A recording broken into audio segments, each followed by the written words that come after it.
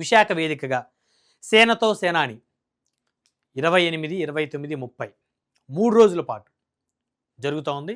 నిన్న సేనతో సేనాని కార్యక్రమం భాగంగా మరి ఎమ్మెల్యేలు, ఎంపీలు, మంత్రులు, జనసేన పార్టీకి చెందినటువంటి వారు, ఎమ్మెల్సీలు, సో వీరితో పాటు కొత్తగా జనసేనలో చేరినటువంటి నాయకులు, అదేవిధంగా జిల్లా అధ్యక్షులు, నియోజకవర్గాల ఇన్ఛార్జీలు వారితోటి ఒక సమావేశం జరిగింది. సమావేశానికి సంబంధించి జనసేన అధినేత అనేకమైనటువంటి అంశాలు చర్చించారు. ఆ అంశాలతో పాటు ఆయన కొన్ని కీలకమైనటువంటి అంశాలు చర్చించారు. వాటిలో ప్రధానంగా కొన్ని అంశాలు మనం చూస్తే, ఇక నుంచి ఆయన కార్యకర్తలతోటి కలవనున్నారు. అంటే దాదాపు ప్రభుత్వం ఏర్పాటై 1.5 కాలం కావస్తున్నప్పటికీ కూడా ఉప ముఖ్యమంత్రిగా జనసేన అధినేత బాధ్యతలు తీసుకున్న తర్వాత తన శాఖకు సంబంధించినటువంటి వ్యవహారాల మీద ఆయన పెద్ద ఎత్తున మరి పనిచేస్తున్నటువంటి నేపథ్యంలో పార్టీ కార్యకర్తలను కలవటానికి కాస్త సమయాన్ని వెచ్చించలేదనేటువంటి మాట వాస్తవం. ఆ క్రమంలో భాగంగా ఇక అసంతృప్తుల్ని బుజ్జగించేందుకు పార్టీ కార్యక్రమాలు ముందుకు తీసుకువెళ్ళే విధంగా, పార్టీని బలోపేతం చేసే విధంగా, సో అదేవిధంగా కార్యకర్తల కష్టాలు తెలుసుకునే విధంగా ఆయన ముందుకు వెళ్తున్నారు. ఆల్రెడీ నిన్న ఒక ప్రెస్ మీట్లో కూడా చెప్పారు. దాంట్లో భాగంగా ఆయన ఒక నోట్ కూడా రిలీజ్ చేశారు జనసేన పార్టీకి సంబంధించి.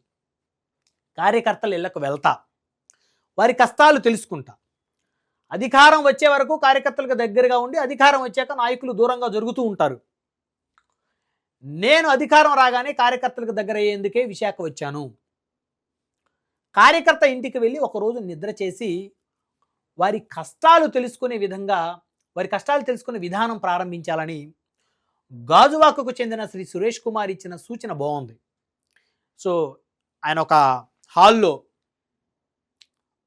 క్రియాశీలకమైనటువంటి నియోజకవర్గాల్లో ఉన్నటువంటి ద్వితీయ తృతీయ శ్రేణి నాయకులతో పాటు నియోజకవర్గ ఇన్ఛార్జీలు, జిల్లా అధ్యక్షులు, ఎమ్మెల్యేలు, ఎమ్మెల్సీలు, కొత్తగా జనసేనలో చేరినటువంటి నాయకులు వాళ్ళందరితోటి ఒక సమావేశం ఏర్పాటు చేసిన క్రమంలో భాగంగా సో వారిలో గాజువాకు చెందిన శ్రీ సురేష్ కుమార్ ఒక సూచన, కార్యకర్తల దగ్గర వాళ్ళనేటువంటి ఒక సూచన, కార్యకర్త ఇంటికి వెళ్ళి ఒక రోజు నిద్ర చేసి వారి కష్టాలు తెలుసుకునే విధానం ప్రారంభించాలని ఆయన ఇచ్చిన సూచన బాగుందన్నారు.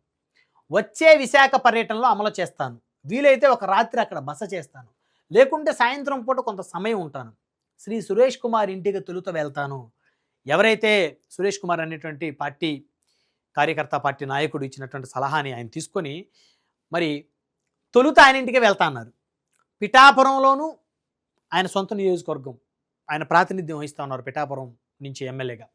సో అక్కడ తెలంగాణలో కూడా కార్యకర్తల ఇంటికి వెళ్ళే కార్యక్రమాలు చేపడతా. ఇది నిజంగా శుభ పరిణామం అని చెప్పుకోవాలి. ఎందుకంటే ఒక రాజకీయ పార్టీ నాయకుడు అధికారం వచ్చిన తర్వాత కార్యకర్తలతో మమేకం అవటం అనేది చాలా తక్కువ జరుగుతుంది.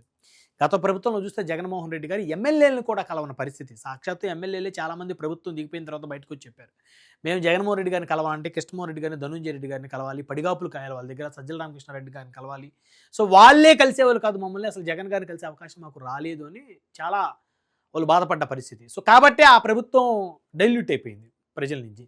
సో ఇక్కడ అలా కాకుండా ఉండాలంటే కార్యకర్తలను కలవాలి. ఏ నాయకుడైనా అధికారం వచ్చి 5 ఏళ్ళ తర్వాత మళ్ళీ ఓట్లప్పుడు మళ్ళీ ప్రజల దగ్గరికి వస్తా అంటే వర్కౌట్ అవ్వదు. సో ప్రజలతో పాటు తమ పార్టీకి ప్రజలతో ఓటు వేయించిన కార్యకర్తలు చాలా ఇంపార్టెంట్ కాబట్టి కార్యకర్తలను మర్చిపోతే ఏ రాజకీయ పార్టీకి మనుగడ ఉండదు.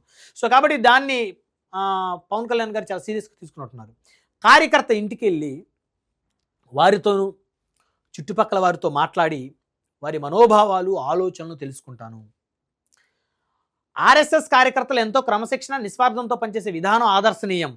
ఎందుకంటే ఆర్ఎస్ఎస్ గురించి అందరూ తెలుసు. సో భారతీయ జనతా పార్టీకి ఆర్ఎస్ఎస్ ఒక వెన్నుముక.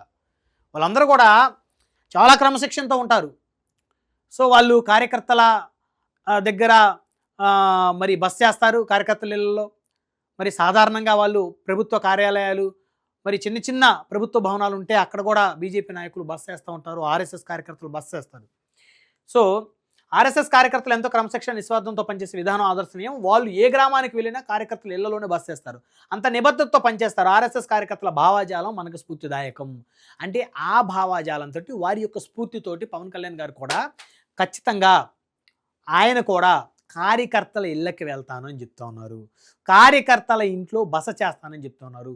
పిఠాపురంలో చేస్తానన్నారు, అదేవిధంగా విశాఖలో చేస్తా ఉన్నారు, అదేవిధంగా తెలంగాణలోను. అంటే ఆంధ్రప్రదేశ్ రాష్ట్ర వ్యాప్తంగా 175 నియోజకవర్గాల్లో బహుశా పవన్ కళ్యాణ్ గారు బస చేసేటువంటి ఒక కార్యక్రమం పెట్టుకునేటువంటి ఆలోచనలో ఉన్నట్టు తెలుస్తూ ఉంది.